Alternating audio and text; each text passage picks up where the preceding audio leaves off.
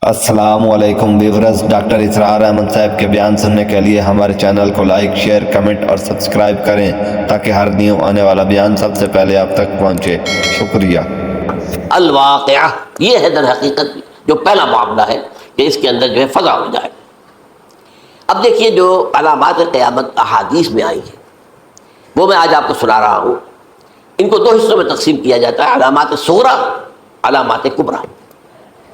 چھوٹی نشانیاں جو درجہ بدرجہ درجہ بدرجہ درجہ بدرجہ حاضر سامنے آئیں گے۔ ایک ہے بالکل قیامت سے متصل قبل بڑے جو خرق عادت واقعات ہوں گے وہ آئیں گے۔ اچھا، پہلی چیز کے سلسلے میں حضرت انس رضی اللہ تعالیٰ عنہ سے یہ مروی ہے اور یہ حدیث متفق علیہ ہے۔ پہلی علامت حضور نے بیان کی قیامت کی علامات میں سے، اب میں لفظ قیامت اسی معنی میں بول رہا ہوں جس میں کہ ہم عام طور پر بولتے ہیں۔ آپ نے فرمایا علم اٹھا لیا جائے گا، جہالت کا دور دورہ۔ اب یہ کون سا علم اٹھایا جائے گا؟ سائنس کا علم نہیں، دین کا علم۔ آج تو ساری قدر و قیمت جو ہے جس کے لیے دوڑتے ہیں لوگ، لاکھوں روپے کی فیسیں دے کر، ایم بی اے ہو رہے ہیں، یہ جو ہے اکاؤنٹنسی کا پاس کر رہے ہیں، یہ سی اے کر لیا ہے، یہ کوئی اور جو ہے فزکس میں کوئی کیمسٹری میں ڈاکٹریٹ کر لی ہے، ڈاکٹر بن گئے تو کیا ہی کہہ رہے ہیں۔ اس لیے کہ بڑی چیز جو پاکستان سے ایکسپورٹ ہوتی ہے وہ ڈاکٹر ہیں۔ اس جو اتنے بڑے پیمانے پر جو کالج کھلے ہوئے، 3 لاکھ روپے ایک سال کی فیس، 5 لاکھ روپے ایک سال کی فیس، یہ کیوں لیتے ہیں اور کیوں لوگ دیتے ہیں؟ کہ موقع مل جاتا ہے ایم بی بی ایس کر کے۔ امریکہ کے اندر بھی ڈیمانڈ ہے، ان کے ہاں ڈاکٹر جو ہیں جتنے ہونے چاہیے نہیں ہے، لہذا اور بھی بہت سے جگہوں پر ڈیمانڈ ہے۔ تو جس چیز کی مارکیٹ میں ڈیمانڈ ہے وہ علم ہے۔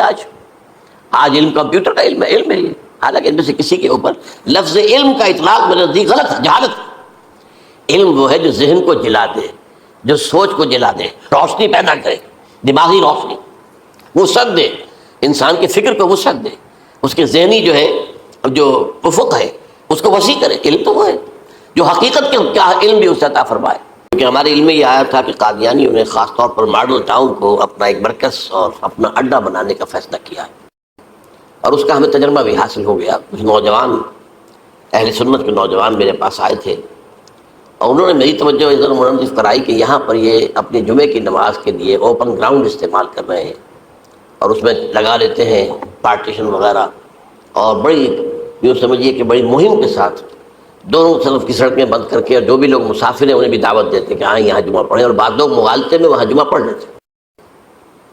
تو اس کے حوالے سے انہوں نے کوشش کی کہ کچھ نہ کچھ اس سلسلے میں، جو کہ انہوں نے مجھے لا کر قانون دکھایا۔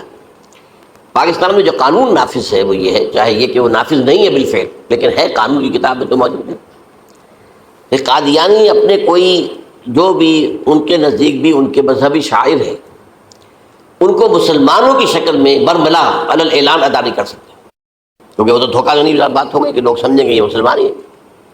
اب جب انہیں، آپ کو معلوم ہے کہ ہماری پوری جو مرکزی اسمبلی تھی، نیشنل اسمبلی، اس کے فیصلے کے تحت قرار دیا گیا بالاتفاق کہ قادیانی غیر مسلم ہے، دائرہ اسلام سے خارج ہے۔ یہ تو فیصلہ ہوا پارلیمنٹ کا ایک بڑے پیمانے، بعد میں پھر ضیاء الحق صاحب کے زمانے میں یہ تو ہوا تھا، آپ کو معلوم ہے بھٹو کے زمانے میں۔ تو ضیاء الحق صاحب کے زمانے میں اسی کی گویا کہ فردر سٹیپ کے طور پر یہ بات طے کی گئی اور قانون بنا دیا گیا کہ وہ اپنی مسجد کو مسجد نہیں کہہ سکتے اور مسجد کی صورت پر نہیں بنا سکتے کہ گزرنے والے کو یہ خیال ہو کہ یہ مسجد ہے۔ اسی طرح وہ اگر کوئی اسلامی شاعر کا ارتکاب کریں گے علی الاعلان تو بھی یہ قابل تعزیر ہے، جرم ہے۔ وہ اپنے کے احاطوں کے اندر، اپنے گھروں کے اندر جو چاہیں کریں، لیکن کھلے میدان میں آ کر شاعر اسلامی باہر ان لوگوں نے سب کچھ اڈاپٹ تو کر رکھا ہے۔ سب سے بڑی بات تو وہ ہے کہ انہوں نے ایک جھوٹے نبی کا اقرار کیا ہے کہ وہ نبی ہے، اس نے ہمارے درمیان فصیل حائی کر دی ہے۔ اب جو اس کو مانتے ہیں ان کے نزدیک ہم کافر ہیں۔ آپ کو معلوم ہے کہ یہ میں بیان کر چکا ہوں کہ حالانکہ قائد اعظم کا کتنا بڑا احسان تھا کہ چودھری ظفر اللہ خان کو انہوں نے فارن منسٹر بنایا پاکستان کا، لیکن جب ان کا انتقال ہوا ہے قائد اعظم کا تو اس کی جنازے کی نماز میں شریک نہیں ہوا، وہ شخص موجود رہا۔ جو دوسرے ممالک کے سفراء آئے ہوئے تھے، ظاہر بات ہے وہ مسلمان تو نہیں تھے، وہ عیسائی تھے یا کوئی اور تھے، ہندو تھے، بدھ تھے، جو بھی تھے۔ اب چونکہ قائد اعظم کا انتقال تھا ایک مملکت کے صدر کا، وہ لوگ سبھی موجود تھے، لیکن ظاہر ہے کہ وہ نماز میں شریک نہیں ہوئے، وہ مسلمان تو نہیں تھے، ان کے ساتھ کھڑا رہا یہ شخص۔ اس نے یہ بات، اور جب اس سے پوچھا گیا کہ تم شریک کیوں نہیں ہو تو اس نے کہا دیکھو بھائی مجھے یا تو مسلمان سلطنت کا کافر وزیر سمجھ لو یا کافر سلطنت کا مسلمان وزیر سمجھ لو، میرے نزدیک یہ کافر سلطنت ہے، میں اس کا مسلمان وزیر ہوں کیونکہ میں قادیانی ہوں، اب تمہارے نزدیک یہ اسلامی مملکت ہے تو میں کافر ہوں، پھر میں اس کی نماز کیسے پڑھوں؟ تو بہرحال ان چیزوں کی وجہ سے جو دھوکہ دینے والا معاملہ ہو گیا، ورنہ کوئی اور لوگ ہو یہاں پہ ہمیں ان سے تعارض نہیں ہے، عیسائی بھی ہیں اپنی تبلیغ کرتے ہیں، کوئی خلاف ان کے رد عمل نہیں ہوتا، الا یہ کہ کہیں یہ واقعہ پیش آ جائے یا کوئی یعنی خام خواہ کو شوشہ کوئی شرارتی لوگ اٹھا لیں کہ انہوں نے قرآن کی یہ جو ہے بے حرمتی کی ہے، تو یہ تو پھر تحقیق سے معلوم ہو سکتا ہے کہ واقعہ تو کی تھی کہ نہیں کی تھی، لیکن ایک وقت میں جو اس پر تو ان کا احتجاج ہوتا ہے، لیکن یہ کہ ان کے جو ہے چرچ ہے ان کی ساری اور تبلیغ ان کی ہو رہی ہے اور بڑھ بھی رہی ہے تعداد ان کی، لیکن اس کے خلاف کوئی رد عمل تو ہمارے یہاں نہیں ہے۔ تو یہ ہے اصل میں وہ بات۔ تو اس پر جو گفتگو شروع ہوئی تھی میں آج اس کی تکمیل کرنے جا رہا ہوں۔ حضرت عیسیٰ علیہ السلام کی دوبارہ آمد کا تعلق ہے، اس کے ضمن میں قرآن مجید میں جو نص قطعی ہے وہ نص قطعی یہ ہے انہ لعلم للساعہ فلا تمترن بہا۔ حضرت عیسیٰ کا ذکر ہوا ہے سورہ جاسیہ میں، اور وہاں فرمایا گیا ہے کہ یہ عیسیٰ کا دوبارہ آنا قیامت کی علامت ہوگا، یعنی کہ اب قیامت بالکل قریب آ گئی ہے۔ انہ لعلم للساعہ، علم حاصل ہوگا ان کی دوبارہ آمد پر کہ اب قیامت جو ہے وہ سر پر آ گئی ہے۔ اچھا اس کے ایک اور جو ہے ذرا بالواسطہ دلائل جو قرآن مجید میں آئے ہیں، ایک ان میں سے یہ ہے کہ سورہ آل عمران میں جہاں حضرت مریم کو بشارت دے رہا تھا فرشتہ کہ آپ کے ہاں ایک بیٹا ہوگا، وہ بڑی حیران تھی کہ میرے ہاں کیسے بیٹا ہو جائے گا، ماں کو تو بغیہ، میں تو کوئی بدکار عورت تو نہیں ہوں، نہ میری کوئی شادی ہوئی ہے ابھی۔ تو اس میں جو باتیں بیان کی تھی فرشتے نے، وہ جو بیٹا ہوگا اس کی کیا شان ہوگی، اس میں یہ الفاظ بھی آتے ہیں وَيُكَلِّمُ النَّاسَ فِي الْمَهْدِ وَكَهْلًا، وہ باتیں کرے گا، لوگوں سے گفتگو کرے گا جبکہ وہ پنجھوڑے میں ہوگا، بچہ ہوگا، گود میں ہوگا، اور کہل کے وقت، کہل کہتے ہیں جب آدمی عمر میں جو ہے 40-45 کا کسی بھی اوپر ہو جائے، آپ پہلے طفل کہتے ہیں پھر جوان کہتے ہیں، عربی زبان میں شاب کا لفظ آتا ہے، بہت جوان، بڑی اچھی صحت میں ہے، اس کے بعد پھر ظاہر بات ہے ڈلوان شروع ہوتی ہے، یہ کہل ہے۔ جب بڑھاپے کے آثار شروع ہوتے ہیں، بال سفید ہونے شروع ہوتے ہیں تو یہ کہل، قبول۔ اب سوال یہ ہے اس گھوڑے میں بات کر دیں یہ تو معجزہ ہے، لہٰذا اس کا ذکر یہاں پر مناسب ہے۔ یہ بڑے ہو کر بات کرنے کی کیا ضرورت تھی کہنے کی، وہ تو سبھی کرتے ہیں انسان، یہ اسی لیے کہ معلوم ہو کہ کہولت بھی انہیں آئے گی یہاں، حالانکہ آپ کو معلوم ہے سب مانتے ہیں، عیسائی بھی مانتے ہیں، سب مانتے ہیں، 33 برس کی عمر میں انہیں اٹھا لیا گیا، اس دور میں تو کہولت آئی نہیں، اس لیے قرآن ذکر کر رہا ہے۔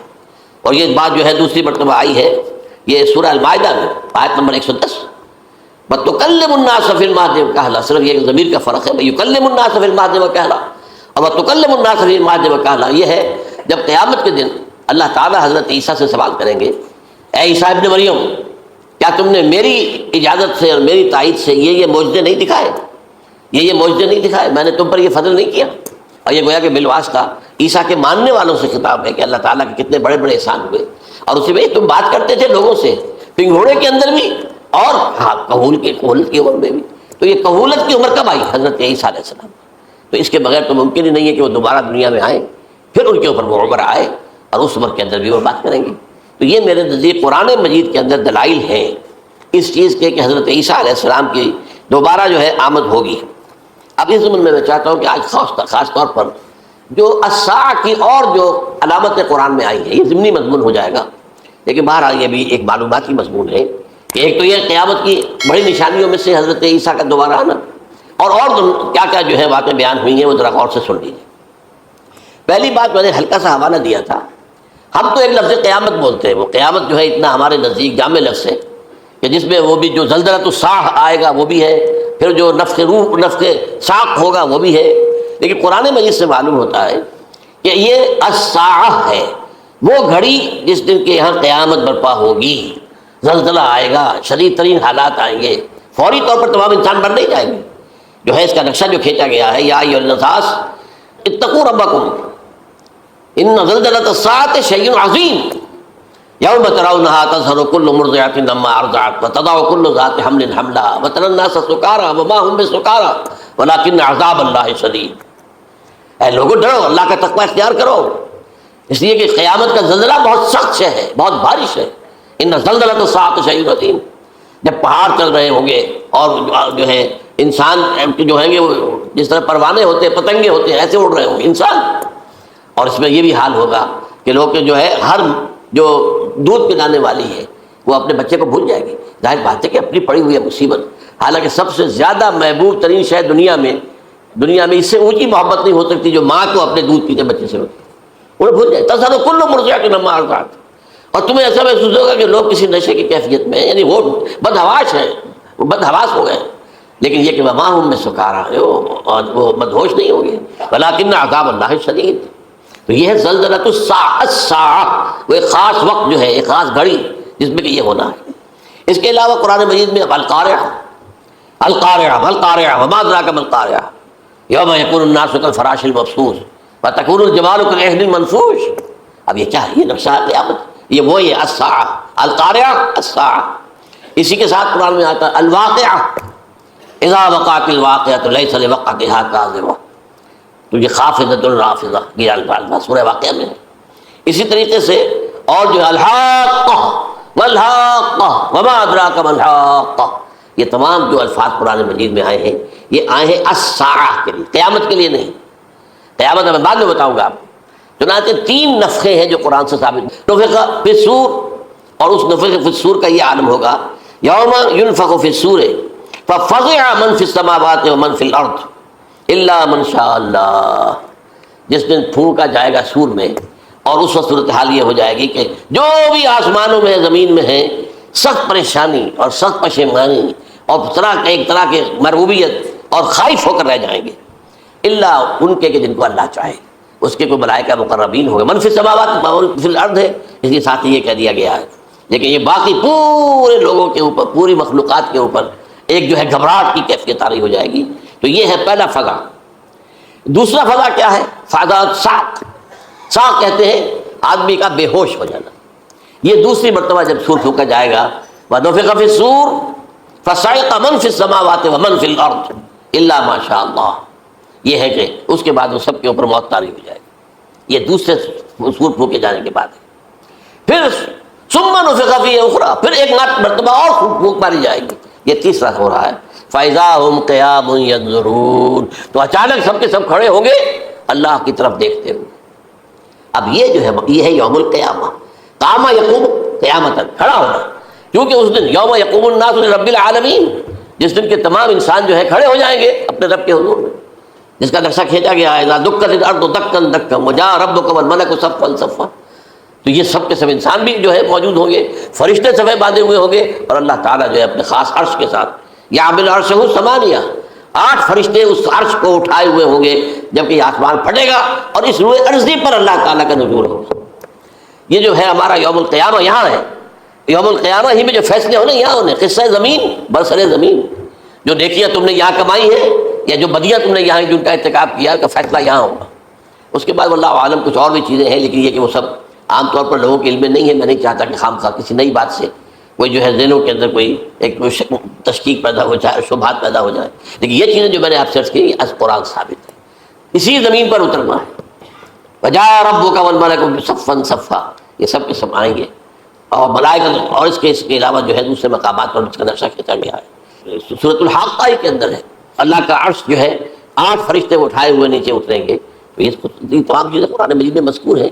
اور یوم القیامہ یہی ہوگا، لیکن وہ ہے یوم القیامہ. ہم قیامت کہتے ہیں اس کو جس کو قرآن کہتا ہے الساعہ، الزلزلہ، الحاقہ، القارعہ، الواقعہ. یہ ہے در حقیقت جو پہلا معاملہ ہے کہ اس کے اندر جو ہے فضا ہو جائے.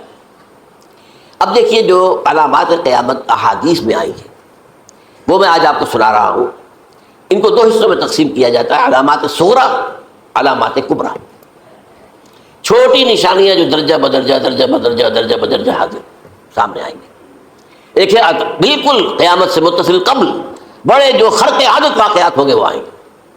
اچھا، پہلی چیز کے سلسلے میں حضرت انس رضی اللہ تعالیٰ عنہ سے یہ مروی ہے اور یہ حدیث متفق علیہ ہے. پہلی علامت حضور نے بیان کی قیامت کی علامات میں سے. اب میں لفظ قیامت اسی معنی میں بول رہا ہوں جس میں کہ ہم عام طور پر بولتے ہیں. آپ نے فرمایا علم اٹھا لیا جائے گا، جہالت کا دور دورہ. اب یہ کون سا علم اٹھایا جائے گا؟ سائنس کا علم نہیں، دین کا علم۔ آج تو ساری قدر و قیمت جو ہے، جس کے لیے دوڑتے ہیں لوگ لاکھوں روپے کی فیسیں دے کر، ایم بی اے ہو رہے ہیں، یہ جو ہے اکاؤنٹنسی کا پاس کر رہے ہیں، یہ سی اے کر لیا ہے، یہ کوئی اور جو ہے فزکس میں کوئی کیمسٹری میں ڈاکٹریٹ کر لی ہے، ڈاکٹر بن گئے تو کیا ہی کہہ رہے ہیں۔ اس لیے کہ بڑی چیز جو پاکستان سے ایکسپورٹ ہوتی ہے وہ ڈاکٹر ہیں۔ اس جو اتنے بڑے پیمانے پر جو کالج کھلے ہوئے، 3 لاکھ روپے ایک سال کی فیس، 5 لاکھ روپے ایک سال کی فیس، یہ کیوں لیتے ہیں اور کیوں لوگ دیتے ہیں؟ کہ موقع مل جاتا ہے ایم بی بی ایس کر کے۔ امریکہ کے اندر بھی ڈیمانڈ ہے، ان کے ہاں ڈاکٹر جو ہیں جتنے ہونے چاہیے نہیں ہے، لہذا اور بھی بہت سے جگہوں پر ڈیمانڈ ہے۔ تو جس چیز کی مارکیٹ میں ڈیمانڈ ہے وہ علم ہے۔ آج علم کمپیوٹر کا علم ہے، علم ہے یہ، حالانکہ ان میں سے کسی کے اوپر لفظ علم کا اطلاق میرے نزدیک غلط ہے، جہالت ہے۔ علم وہ ہے جو ذہن کو جلا دے، جو سوچ کو جلا دے، روشنی پیدا کرے، دماغی روشنی، وسعت دے، انسان کے فکر کو وسعت دے، اس کے ذہنی جو ہے جو افق ہے اس کو وسیع کرے۔ علم تو وہ ہے جو حقیقت کے کیا علم بھی اسے عطا فرمائے۔ قرآن ہے، حدیث ہے، باقی اور چیزیں جو اس سلسلے میں آ سکتی ہیں وہ ہے کہ جو قرآن اور حدیث کی سمجھنے میں مومن ہوں اور زیادہ جو ہے اس کے تک فہم کو آسان کر دیں۔ لیکن یہ کہ فرمایا علم اٹھا لیا جائے گا، جہالت کو فروغ ہوگا، ظاہر بات ہے ایک ہی بات ہوئی ہے۔ دوسرے نمبر پہ یہ کہ جہالت کو فروغ ہوگا۔ نمبر 3 زنا کثرت سے ہوگا۔ نمبر 4 شراب نوشی عام ہو جائے گی۔ نمبر 5 عورتوں کی تعداد بہت زیادہ ہو جائے گی، مردوں کی تعداد کم ہو جائے گی، یہاں تک کہ 50 عورتوں کا خیر خبر کرنے والا، کوئی نگرانی کرنے والا، وہ ایک مرد۔ اچھا یہ تو ہے ایک حدیث جو میں نے آپ کو بیان کر دی، متفق علیہ، یہ بخاری اور مسلم دونوں میں ہے۔ دوسری حدیث بخاری کی ہے، اس کو حضرت ابو ہریرہ رضی اللہ تعالیٰ عنہ نے روایت فرمایا ہے، قیامت آئے گی جب امانت ضائع ہو جائے گی۔ آج ہمارے ہاں امانت کے ضائع ہونے کا جو نقشہ ہے شاید پوری دنیا میں کہیں اور نہیں۔ جس طرح کے غبن یہاں ہوتے ہیں، جس طرح کک بیکس جو ہے وہ لیے جاتے ہیں، اس غریب یعنی قوم غریب ہے لیکن یہاں وہ امیر بہت بڑے بڑے لوگ ہیں، وہ تو دنیا بھر کے ٹاپ کے امیروں کے اندر ان کا شمار ہو جائے گا، لیکن یہ کہ یہ سب امیر کیسے بنے؟ غبن بلین ڈالر کا، اب تو اس سے کم کی تو بات ہی نہیں ہوتی۔ فلاں نے اتنے بلین جو ہے پیسے اپنا جو ہے قرضہ معاف کرا لیا، بھائی کس نے کیا، کون کرتا ہے معاف؟ یہ کسی کے باپ کی جاگیر ہے، یہ پیسہ بینک کے اندر حکومت کا ہے کہ حکومت کو اختیار ہو گیا وہ رائٹ آف کر دے ان کے جو ہے ان کی جائیدادیں کرو ضبط۔ لیکن ہوتا کیا ہے، بینک آفیسر بے ایمان ہے، وہ کہتا تھا 1 کروڑ کا قرضہ لے جاؤ، 10 لاکھ مجھے لے جاؤ، چاہے تم میرے پاس کوئی ڈاکومنٹ جو ہے ایسے نہیں دے سکتے، حالانکہ ہونا چاہیے، اتنا بڑا قرضہ لے رہے ہو تو ڈاکومنٹس یہاں پر ہمارے سامنے لاؤ کہ اگر تم نہ دے سکو تو ہم ان ڈاکومنٹس کے ذریعے سے تمہاری جائیداد، تمہاری کوئی جاگیر، تمہاری کوئی اور چیز پر قبضہ کریں۔ جب وہ وقت آتا دیکھتے تو یہ ڈاکومنٹس ہی پھینکے ہیں، اللہ نہ خرچ، کیا کرے گا کوئی؟ بینک کا باپ بھی واپس نہیں لے سکتا، اور یہ سب کس کی بے ایمانی ہے؟ وہ جو بیٹھا ہوا بینک مینیجر، سارا سودا اس کے ماں باپ ہوتا ہے کہ 1 کروڑ ہے نا، 10 لاکھ مجھے جو 90 تم لے جاؤ، باقی یہ کہ ٹھیک ہے میں تمہارے جو ڈاکومنٹس تم پیش کر رہے ہو کوئی اعتراض نہیں کرتا، بس جاؤ۔ اور نمبر 2 حکومت نااہلوں کے سپرد ہو جائے گی۔ یہ ہے امام بخاری کی روایت کردہ روایت جو حضرت ابو ہریرہ سے۔ مسلم شریف میں ابو ہریرہ رضی اللہ تعالیٰ عنہ سے ایک اور روایت ہے، مال عام ہو جائے گا یہاں تک کہ زکوٰۃ قبول کرنے والا کوئی نہ ہوگا۔ یہ بات وہ ہے جو آج سعودی عرب اور یو اے ای کے اندر آپ کثرت سے دیکھ سکتے ہیں، دولت جو ہے وہ ریل پیل۔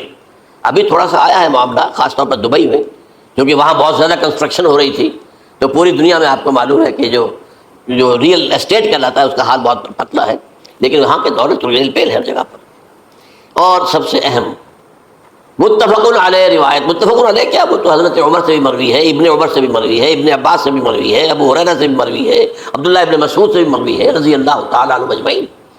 اور یہ وہ حدیث ہے جسے کہا جاتا حدیث جبرائیل، جسے ام السنہ بھی کہا گیا۔ اس میں جو آخری سوال کیا حضرت جبرائیل نے حضور سے، چوتھا، پہلا یہ تھا کہ اسلام کیا ہے مجھے بتائیے، ایمان کیا ہے، اس کی حقیقت کیا ہے یہ مجھے بتائیے، تیسرا احسان کیا ہے یہ بتائیے، چوتھا یہ قیامت کے بارے میں بتائیے کب ہوگی۔ حضور نے فرمایا کہ اس کے بارے میں جس سے سوال کیا جا رہا ہے وہ اس سے زیادہ نہیں جانتا جو کہ سوال کر رہا ہے۔ اب اس کے کئی مفہوم ہو سکتے ہیں کہ بہرحال یا تو حضرت، کیونکہ بعد میں معلوم ہوا کہ حضور نے پہچانا نہیں کہ یہ جبرائیل ہے، بلکہ جب سوال جواب ہو کر وہ چلا گیا شخص تو اچانک حضور کے ذرا ردو ہو ہی لیا، ذرا بلانا اس کو دوبارہ لانا۔ اب جو دیکھا کہ وجود ہی نہیں اس کا، آسمان نے اس کو چک لیا، زمین نے نگل لیا، کیا ہوا ہے؟ پھر آپ نے یہ جبرائیل تھے جو تمہیں تمہارا دین سکھانے آئے تھے جبکہ تم سوال نہیں کر رہے ہو؟ یہ بڑے بیسک کوسچنز ہیں، اس لیے کہ دنیا کے ہمارا نظام اسلام پر ہے، ایمان پر نہیں ہے، اس لیے ایمان کو ویریفائی کر ہی نہیں سکتے۔ کیسے پتا ہوگا اس میں ایمان ہے یا نہیں ہے؟ کوئی آلہ نہیں ہے، کوئی الیکٹروکارڈیوگرام ابھی تک ایسا نہیں ہے، کوئی جو ہے اور جو طریقے چل رہے ہیں وہ تو ان کے ذریعے سے یہ تو نہیں معلوم ہو سکتا ایمان ہے کہ نہیں۔ لہٰذا یہاں کا سارا نظام اسلام پر ہے، شہادت اللہ الہ الا اللہ وان محمد رسول اللہ، پھر ایک نظام بنا لیا، اقام الصلاۃ و ایتاء الزکوٰۃ و صوم رمضان و حج البیت۔ اس میں بھی یہ ہے کہ اگر کوئی نماز کو نہیں مانتا تو کافر ہوگا، لیکن نماز پڑھتا نہیں ہے تو کافر نہیں ہے، فاسق ہے، فاجر ہے، گناہ گار ہے، کمزور مسلمان ہے۔ اس طرح زکوٰۃ کا منکر ہو جائے گا تو وہ کافر ہوگا، لیکن زکوٰۃ دے نہیں رہا ہے تو یہ گویا کہ گناہ گاری ہے، کمزوری ہے۔ اس حوالے سے نوٹ کر دیجئے کہ یہاں کا دنیا کا سارا اسلامی نظام اور سارا کانسٹیٹیوشنل اور لیگل سسٹم جو ہے اسلام کا وہ اقرار باللسان پر ہے، ایمان ہے وہ کہ جس کی بنیاد پر وہاں فیصلے ہوں گے۔ یہاں کوئی شخص مسلمانوں کا بڑا لیڈر ہے، بڑا علامہ ہے، بڑی اس کی قدر و منزلت ہے، اس کے ہاتھ چومے جا رہے ہیں، پاؤں چومے جا رہے ہیں، ہو سکتا ہے وہاں کہا جائے دفع ہو جاؤ، تمہارے دل میں ایمان نہیں تھا، تم نے یہ سب کچھ کیا تھا اس لیے کہ کہا جائے کہ بڑے عالم ہو، اور یہ کہا جا چکا فقط قیلا، اب یہاں کچھ نہیں ہے تمہارے پاس۔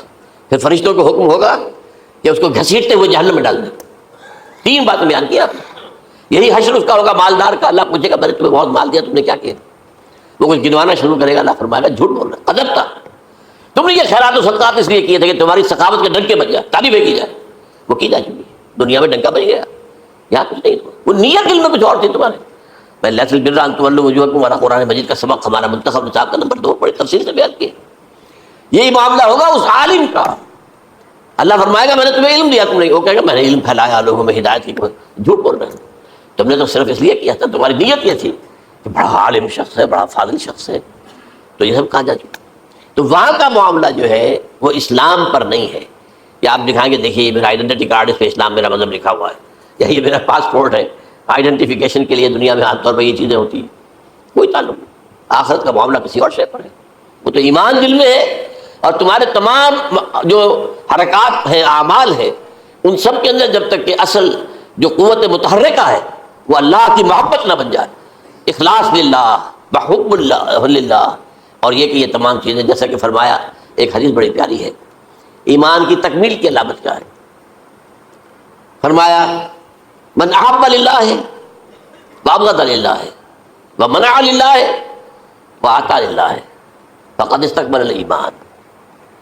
جس شخص کے نے محبت جس سے بھی کی، اللہ کے لیے کی، اپنے مفادات کے لیے نہیں، رشتہ داری کی بنیاد پر نہیں، محبت اوپر ہو جائے، رشتہ دار کا حق ہے دو، بیوی کے حقوق ہے دو، لیکن محبت یہ اللہ کے لیے ہو کہ فلاں شخص سے مجھے محبت اللہ کے لیے، اور اگر نفرت رکھی تو اللہ کی وجہ سے رکھی، اس لیے رکھی کہ وہ اللہ کے دین سے دور ہے، وہ اللہ کے راستے پر نہیں آ رہا ہے، وہ فسق و فجور کی جو ہے زندگی کو آ رہا۔ اس میں بھی یہ ہے کہ یہ نہیں ہے تعلق قطع کر لو، تعلق قطع کرو گے تو تبلیغ اور اصلاح کا موقع کہاں رہے گا، لیکن دلی محبت نہیں ہوگی اس میں۔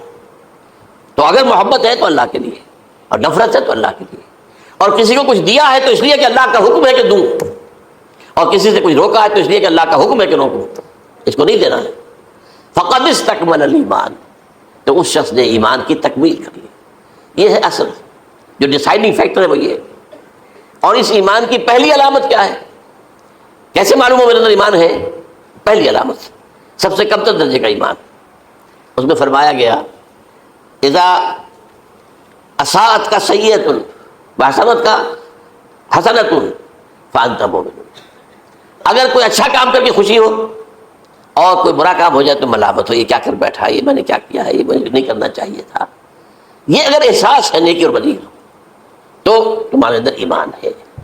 یہ ایمان ہے ادنیٰ درجے، اور وہ ایمان محب للہ ہے، وابغض للہ ہے، واعطى للہ ہے، ومنع للہ ہے، فقد استکمل الایمان۔ اچھا، یہ جو متفق علیہ حدیث ہے جو حضرت جبرائیل کی ہے، اس میں پھر انہوں نے کہا کہ اچھا اگر آپ مجھے یہ کب ہوگی قیامت نہیں بتا سکتے تو اس کی کچھ علامتیں بتائیے۔ یہ بڑی عظیم تھا، کیونکہ یہ تو تمام احادیث کے اندر میں نے عرض کیا نا کہ سب سے زیادہ صحابہ سے منقول ہے، اور آپ نے فرمایا کہ جب لونڈی اپنی مالکہ کو جنے گی اور تم دیکھو گے کہ ننگے بدن ننگے پیر بھوکے ننگے بھیڑوں اور بکریوں کو چلانے والے اونچی سے اونچی عمارتیں بنانے میں ایک دوسرے کا مقابلہ کریں گے، اذا تلد الامۃ ربتہا، کیا بات ہے، یہ خاص الفاظ کیوں کہے گئے؟ اولاد والدین کے سامنے دب کر رہتی تھی، کبھی سینہ تان کر بات نہیں کرتے تھے. ٹھیک ہے، کوئی بات آپ مان نہیں سکتے، ابا جان یہ بات تو میں نہیں کر سکتا. یا فرض کیجئے کہ وہ آپ کو کسی نیکی سے روک رہے ہیں، کہ دینی کام سے روک رہے ہیں، ابا جان یہ تو میں نہیں کروں گا، یہ تو دین کا فرض ہے. یہ کہیں آپ، اور ڈٹ کر کہیں اور جمیں اس پر. لیکن یہ کہ کوئی سرکشی کا انداز نہ ہو، ایسا نہ ہو کہ اپنے جناب سینے کو تان کر کے کھڑے ہو جائے، میں نہیں کروں گا، یہ نہیں، یہ غلط ہو جائے. اچھا، اولاد میں بیٹی جو ہوتی تھی وہ زیادہ سبارڈینیٹ، سبمسو، بات ماننے والی، کہیں بھی سر اونچا نہ کرنے والی. اور آخری دور میں کیا ہوگا، بیٹیوں سے مائیں ڈریں گی، انہیں ٹوک نہیں سکتی کسی بات پر، پتہ نہیں کیا بک دے، کیا بکواس کر دے. یہ تو ہمارے یہاں ہو گیا ہے، باہر کیا ہے تو آپ یہ بھی نہیں پوچھ سکتے. آپ کی 13 برس کی لڑکی آئی ہے رات کو 1 بجے، نہیں پوچھ سکتے کہاں رہی ہو، یہ رات کہاں گزاری، پوچھ نہیں سکتے. یہ پوچھنا بھی جرم ہے. اپنے چھوٹے بچے کو آپ نے تھپڑ مار دیا، تہذیب ہے، سکھانا ہے، غلط کام کیا ہے، اس کی سرزنش ہو رہی ہے، فوراً وہ اگر ایک فون کر دے گا، پولیس آئے گی، بچے کو لے جائے گی، اسے لا کر کہیں اور جو ہے ڈپازٹ کرے گی، اور آپ پر مقدمہ چلے گا، آپ کو اس کی سزا بھگتنی ہوگی. ظاہر بات ہے کہ پھر وہاں سرکشی کا کیا عالم ہوگا، پھر اولاد کہاں تک جھکائے گی، کس درجے میں جھکائے گی، اس کی تربیت عثمانی ہوئی نہیں. تو ان تلد الامۃ ربتہا، گویا کہ ماں، بیٹی کے نزدیک ماں جو ہے وہ ایسی ہو جائے گی جیسے لونڈی. گویا کہ لونڈی نے ایک اپنی مالکہ کو جنم دیا ہے، بیٹی مالکہ بن جائے گی اور ماں جو ہے لونڈی بن جائے گی. اور دولت کی ریل پیل کا وہ تاجکان، یہ جو بھوکے ننگے اور مفلس، کیا حال تھا 100 برس پہلے، انہیں کھانے کو کچھ نہیں ملتا تھا. یہ مشرقی ساحل پر تھے، یہ سوائے یہ کہ مچھلیاں پکڑ لی، اللہ اللہ خیر وہ کھا لی، یا کہیں ان کو بیچ دیا، کوئی بنڈی لگ جاتی تھی وہاں، اور کیا تھا. اور مغربی ساحل پہ کیا ہوتا تھا، ساری ان کی معیشت حج کے گرد گھومتی تھی. حاجی آئے ہیں، خریداریاں کر رہے ہیں. اب آپ کو معلوم پوری دنیا سے مال پہلے بھی پہنچتا تھا وہاں، آپ کو جو ہے ہر ملک کے ہر کونے کا پھل وہاں مل جائے گا آج بھی. اور وہاں پر یہ ہے کہ سب سے بڑی بدوؤں کے لیے سب سے بڑی بات کیا تھی، قربانی کا گوشت. اسے وہ سکھاتے تھے، سخت چمڑے کر کے کھاتے تھے، یہ ان کا حل تھا. آج جا کر دیکھیے نئے شہر بن رہے ہیں، امریکنز کو کانٹریکٹ دیے جا رہے ہیں، بالکل ماڈرن شہر بنا دو. ایک ایبسلیوٹلی ماڈرن شہر جو ہے وہ جو مشرقی ساحل کے اوپر جو پہلے سے آرام کو سٹی ہے، امریکن سٹی ہو، اس کے اندر کوئی سعودی بھی داخل نہیں ہو سکتا سوائے جس کے پاس اس سٹی کی طرف سے لائسنس نہ ہو. اور اس کی 4 دیواری کے اندر، 4 دیواری کیا، فصیل کے اندر کہیے، جو چاہو کرو، کوئی تم پر پابندی نہیں. ننگے نہاؤ، تالاب ہے نہا رہے، ننگی عورتیں ننگی مرد نہا رہے، کوئی پوچھنے والا. اب اسی قسم کا ایک سٹی آباد ہونا جا رہا ہے مغربی ساحل پر، جدہ اور یمگو کے درمیان. اور اس میں اصل میں جتنی بھی دولت ہے جو پیٹرول کی ہے وہ وہیں پر رکھ لی جاتی ہے امریکہ کے اندر، تاکہ امریکہ جو ہے ایسے ایسے پروجیکٹ بنا کر جب تمہیں دے گا تو اس میں سے پیسے دے گا، وہ نہیں ملتی ان کو واپس. بہرحال یہ تو میں نے ایک جگہ آپ سے ذکر بھی کیا تھا، دی کنفیشن آف این اکنامک ہٹ مین. وہ کنفیشن کی بات جو ہے، اگر آپ ایسے کسی کو دلچسپی ہو تو اسے پڑھیں کہ کس طریقے سے 1973 کے آئل امبارگو کے بعد جو شاہ فیصل شہید کے زمانے میں ہوا تھا، پھر جس طریقے سے امریکہ نے ان تمام ممالک کو جکڑ لیا ہے، اس کا پورا جو پروسیس کیا تھا وہ سامنے آتا ہے. بہرحال اس کے بعد آتا ہے علامات کبریٰ کا ذکر، بڑی علامتیں جو کہ بالکل خرق عادت کے انداز میں ہوگی. ان کا معاملہ جو ہے وہ آپ کے ناپ تول میں نہیں آ سکتا، آپ کی کیمسٹری فزکس ان کا جو ہے وہ نہیں کر سکتی ادراک ہوگا یہ قیامت کی. ان میں نمبر 1 کیا ہے، ایک بہت بڑا دھواں آئے گا، پوری دنیا کو لپیٹے گا. نمبر 2 دجال کا ظہور ہوگا، جو اپنی خدائی کا دعویٰ لے کر آئے گا اور بنوائے گا. اس کے ہاتھ میں ہو جائیں گے، قبضے میں ہو جائیں گے سارے ذرائع پیداوار کے. اس کی طرف بھی پہلا قدم اٹھ چکا ہو، ٹرپس کے نام سے معاہدہ ہو چکا ہے. کوئی ملک اپنا بیج پیدا نہیں کر سکتا، یہ بیج ہم نے ڈیولپ کیے ہیں. ان کے ڈیولپمنٹ سے پہلے تم 1 ایکڑ سے کتنی گندم لیتے تھے، آج کتنے لے رہے ہیں؟ کس بنا پر؟ جینیٹکس کا جو کام ہم نے کیا ہے اس کی بنا پر ہو رہا. ہاں تو ہمارا حق ہے، اس کی رائلٹی ہمارے پاس آنی چاہیے. لہذا صرف ان اداروں سے، ملٹی نیشنل سے خریدا جائے گا بیج، اور بیج بھی وہ دیں گے وہ کہ جس سے جو فصل اگے گی وہ بیج نہیں لا سکتے، وہ بیج کا کام نہیں کر سکتے. جیسے آپ کو معلوم ہے کہ آپ کے یہاں جو گوشت کھایا جاتا ہے مرغے کا، تو مرغا وہ جو ہے اس میں مرغا ہو یا مرغی ہو، اس کے اندر کوئی وہ کیفیت ہی نہیں ہے. ان کے انڈے جو ہے ان سے آپ بچے حاصل نہیں کر سکتے. ہے تو انڈا، دیکھنے کو تو انڈا ہے، لیکن وہ بنڈا جو ہے اس سے بچہ تو نہیں حاصل کر سکتے. ایسے ہی وہ گندم کا بیج دیں گے، نظر آئے گی گندم، لیکن اس کے اندر وہ صلاحیت نہیں ہے کہ اس سے جو فصل ہوگی اس کا نتیجہ جو ہے وہ بھی آپ لے سکیں. یہ ہونا ہے, اللہ جانے, قدم اٹھ رہے ہیں ادھر. پھر یہ ہے کہ دابۃ الارض, زمین سے ایک حیوان نمودار ہوگا, زمین شق ہوگی. ابھی میں کہہ رہا ہوں خرق عادت ہے, یہ چیزیں وہ نہیں ہیں جو ہماری کسی حساب کتاب میں جو باتیں پہلے آئی ہیں وہ تو حساب کتاب میں آ رہی ہیں, ساری سمجھ میں آ رہی ہیں, ساری چیزیں مشاہدہ ان کا ہو رہا ہے. لیکن یہ ہے کہ دابۃ الارض, یہ کہتے ہیں کہ کوہ صفا, اس میں تو نہیں ہے حدیث میں, کوہ صفا پھٹے گا اور اس میں سے ایک حیوان دابہ وہ ظاہر ہوگا, تو اسی لیے فرمایا ہے وَإِذَا وَقَعَ الْقَوْلُ عَلَيْهِمْ أَخْرَجْنَا لَهُمْ دَابَّةً مِّنَ الْأَرْضِ تُكَلِّمُهُمْ, تو ہم اندر سے پیٹ کے چیر کر زمین کے پیٹ کو ایک حیوان کو برآمد کریں گے جو انسانوں سے بات کرے گا, گفتگو کرے گا. نمبر 4, طلوع الشمس من المغرب, یہ بھی خرق عادت. سورج تو طلوع ہوتا ہے مشرق سے, غروب ہوتا ہے مغرب میں, لیکن اس وقت معاملہ الٹا ہو جائے. یعنی جو کائنات کے اندر جو گڑبڑ ہوگی کچھ سمجھ میں بات آتی ہے کہ یہ معاملہ جو ہے یہ تو اس پورے سولر سسٹم کو اگر بدل دیتے ہیں تو مشرق مغرب ہو جانا, مغرب مشرق ہو جانا, یہ سمجھ میں آنے والی بات ہے. اس کے بعد ہے عیسیٰ ابن مریم کا نزول, جس کے بارے میں آج میں نے گفتگو کی ہے تفصیل سے. یہ نزول ہونا ہے, یہ علامات قیامت میں سے حضور نے بیان فرمایا ہے, اور قرآن مجید کی جو اصطلاحات ہیں اس کے حوالے سے میں نص قطعی جو ہے وہ میں آپ کے سامنے رکھ چکا ہوں. پھر یاجوج ماجوج کا ایک معاملہ ہے, یہ میں ابھی اس وقت زیادہ اس پر بات نہیں کر سکتا. حضرت عیسیٰ علیہ السلام کے نزول کے بعد 2 کام ہوں گے. یہودیوں کا قلع قمع ختم, تمام یہود, ایک کام تو یہ ہونا ہے. اور نمبر 2, عیسائیت کا ختم ہو جانا. عیسائیت کی نفی کر دیں گے, بھائی میں تم مجھے خدا کا بیٹا بنائے بیٹھے ہو, میں تم خدا کا بیٹا نہیں ہوں, میں تو اس کا بندہ ہوں, رسول. میں نے تم سے کب کہا تھا کہ مجھے خدا کا بیٹا بناؤ. نمبر 2 یہ کہ وہ خنزیر کو قتل کر دیں گے, یعنی یہ تم نے خنزیر کب سے کھانا شروع کر دیا, میں تو تم کو نہیں اجازت دے کر گیا تھا, یہ تو شریعت موسوی میں حرام تھا, اور میں کہہ کر گیا تھا کہ یہی شریعت تم پر لاگو رہے گی. ہاؤ کم تم نے کیسے, آج بھی بہت سے رومن کیتھولکس جو ہے وہ سور نہیں کھاتے, وہ اس میں ہے ان کے اندر کچھ نہ کچھ بات جو ہے جو حضرت عیسیٰ کی تعلیمات کا کچھ اثر ان کے ہاں ہے.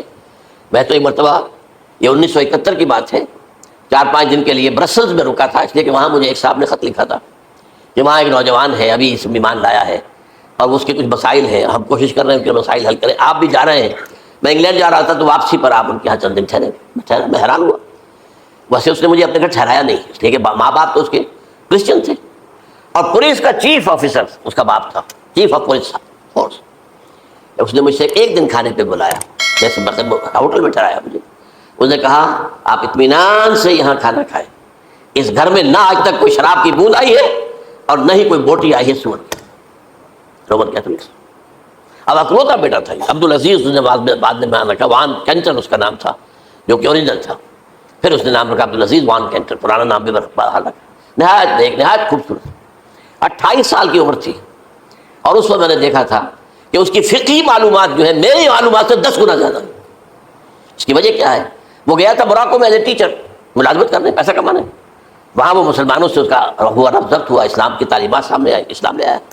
اب اکلوتا بیٹا ہے, اب ماں باپ جو ہے کرسچن کیتھولکس.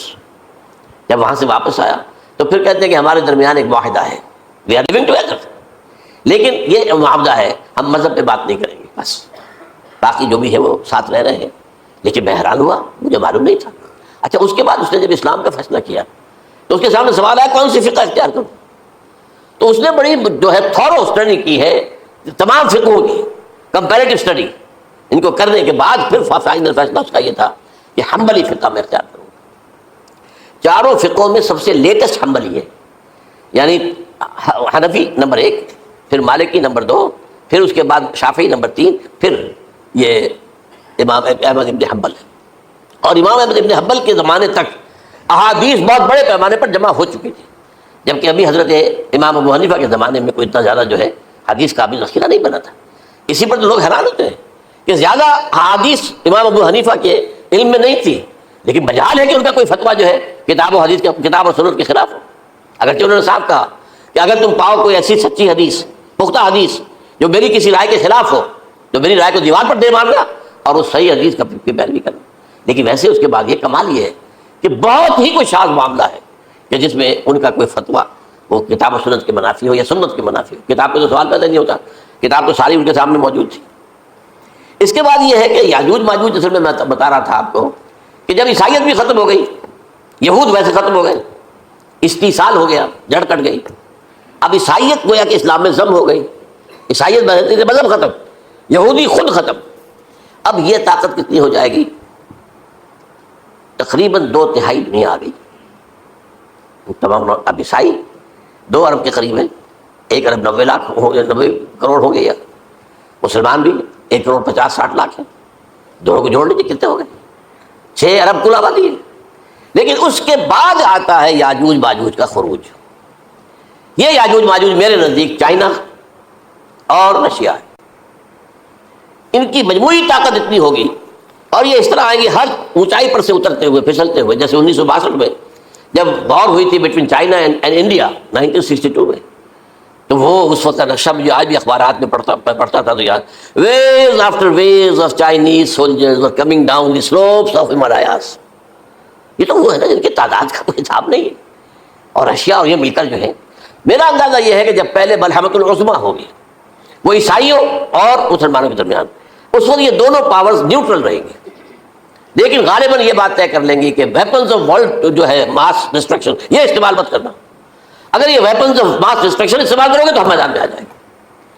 اس میں وہ جنگ جب ہو چکے گی، پھر حضرت عیسیٰ کو فتح حاصل ہو جائے گی، اور پھر یہ کہ یہودیت ختم ہو جائے گی، عیسائیت بطور مذہب ختم ہو کر اسلام میں ضم ہو جائے گا. پھر وہ 40 برس کا عہد حکومت ہے حضرت عیسیٰ علیہ السلام. لیکن جب یہ فتح ہو جائے گی ان پر، اب یاجوج ماجوج آئیں گے اور اتنی تعداد میں آئیں گے کہ بحیرہ طبریہ جو ہے اس کا سارا پانی پی جائے گا. یہ تو اگر آپ کو کبھی اندازہ ہو یا کوئی آپ جانیں ان لوگوں کو جو ان چینیوں سے واقف ہیں، وہ کہتے ہیں زمین پر ہلتی ہوئی کوئی چیزوں سے وہ تھوڑی تھوڑی کھا جائیں گے.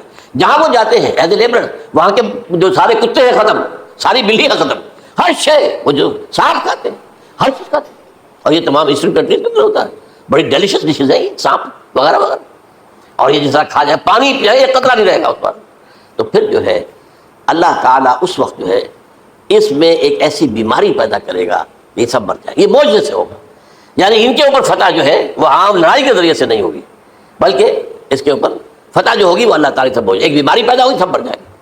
اور اس کے بعد اللہ تعالیٰ ایسے پرندے بھیجے گا بڑی لمبی لمبی گردنوں والے، وہ ان سب کو کھا جائیں گے. جیسے ہمارے یہاں گدھ ہوتے ہیں وہ ان کو صاف کر دیں گے. ورنہ تو یہ ہے کہ پوری دنیا کے اندر جو بدبو اور جو پیدا ہوتا معاملہ اس سے، تو اس نوع انسانی کی بقا ممکن نہیں تھی. ان کے خاتمے کے بعد پھر یہ ہوگا کہ حکومت اسلامی جو ہے پوری دنیا میں حضرت مسیح علیہ السلام کی ہوگی. 45 برس وہ رہیں گے. اسی میں وہ کہلن بھی آ جائے گا، وہ فلماد و کہلن جو میں نے شروع میں بیان کیا تھا. اسی میں پھر یہ ہے کہ وہ شادی بھی کریں گے، ان کی اولاد بھی ہوگی. اور پھر ان کا انتقال ہوگا تو حضرت حضور صلی اللہ علیہ وسلم کے حجرے میں، وہیں پر جہاں حضور اور ابو بکر اور عمر رضی اللہ تعالیٰ عنہ دفن ہے، وہیں پہ ان کو دفن کیا جائے. اور قیامت کے دن حضور فرماتے ہیں کہ میں اور یہ تینوں ساتھ نکلیں گے. تو یہ ہے حالات و واقعات. بہرحال اس میں یہ ہے کہ یہ نوٹ کر لیجئے کہ جہاں تک ہمارے ہاں آج کل کا معاملہ ہے، میرے نزدیک میں یہ کہنے پر مجبور ہوں، جو رفع و نزول مسیح کو نہیں مانتا وہ کم سے کم منکر حدیث ضرور ہے. میں اس سے کم کا فتویٰ نہیں دے سکتا. اب یہ ہے کہ جو لوگ مہدی کو نہیں مانتے ان کا معاملہ میں مختلف سمجھتا ہوں. چند منٹ لے رہا ہوں آپ کے، اور اس لیے کہ ان کی حدیثیں صحیح میں نہیں ہے، بخاری مسلم میں نہیں. اور یہ کہ بہرحال ان کا معاملہ جو ہے وہ ایسا نہیں ہے حضرت عیسیٰ کا. حضرت عیسیٰ کے آنے کا جو کچھ ہوگا وہ تو میں نے آپ کے سامنے بیان کر دیا. لیکن یہ ہے کہ حضرت مہدی ہمارے نزدیک اس میں خرق عادت کوئی ہے ہی نہیں. جیسے ہر صدی کے مجدد ہوتے ہیں، آخری صدی کے مجدد وہ ہوں گے، اور میرے نزدیک یہی آخری صدی ہے، اور اسی میں حضرت مہدی کا ظہور ہو جانا. سعودی عرب میں کوئی خانہ جنگی ہوگی کسی بادشاہ کے انتقال پر، اور پھر اس وقت یہ ظاہر ہوں گے. اس وقت ملک کے حالات کو سنبھالنے کے لیے لوگ ان کو زبردستی نکالیں گے، چھپے ہوئے ہوں گے ایک گھر میں. یہ حضرت ام سلمہ رضی اللہ تعالیٰ عنہ کی روایت ہے کہ ایک بادشاہ کے انتقال پر یہ خانہ جنگی ہو جائے گی، اور ایک شخص مدینے سے بھاگ کر مکے میں چھپ جائے گا. یہ تو ہے ان کے الفاظ، میں توجیہ کر رہا ہوں. یہ لوگ ان کی طرف دیکھ رہے ہوں گے کہ یہ جو وقت آیا ہے فتنے کا ہماری قوم پر، ہمارے ملک پر، تو ان کی شخصیت ایسی ہے کہ یہ بیچ میں آئیں، صلح صفائی کرائیں، اور وہ جو ہے اس ذمہ داری سے بچ کر بھاگیں گے اور جا کر مکے میں چھپ جائیں گے. پھر لوگ انہیں تلاش کر کے نکالیں گے اور زبردستی ان کے ہاتھ پر بیٹھ کریں گے، ورنہ وہ اتنے بڑے منصب کو. اور پھر یہ بھی ہے، ایک حدیث میں آتا ہے کہ اس نے وہ فی لیلۃ واحدہ، ایک رات میں ان کی مکمل اصلاح کر دیں گے. یعنی اگر کوئی تھوڑا بہت نقص اور عیب کوئی ہوا بھی، کوئی کمی کوتاہی ہوئی بھی، تو اللہ تعالیٰ ایک رات میں اصلاح کروا دیں. لیکن ہمارے نزدیک اس قدر کوئی خرق عادت ہے ہی نہیں. البتہ جو کہتے ہیں اہل تشیع، وہ خرق عادت ہے کہ ان کے 12ویں امام جو ہے وہ بچپن ہی کے اندر اس خوف سے کہ جو بنو عباس بادشاہ ہیں وہ ان کو قتل کر دیں گے، تو وہ ایک غار میں چھپا دیے گئے. اب وہ 1200 برس سے اس غار کے اندر چھپے ہوئے اور اس کے بعد وہ ظاہر ہو گئے, وہ امام مہدی ہو گئے. اس میں خرق عادت ہے, لیکن میں یہ کہتا ہوں کہ محض خرق عادت کی بنیاد پر ہم اس کی نفی نہیں کریں گے. کیوں؟ کیا ہم یہ نہیں مانتے کہ اصحاب کہف 300 برس تک سوئے رہے؟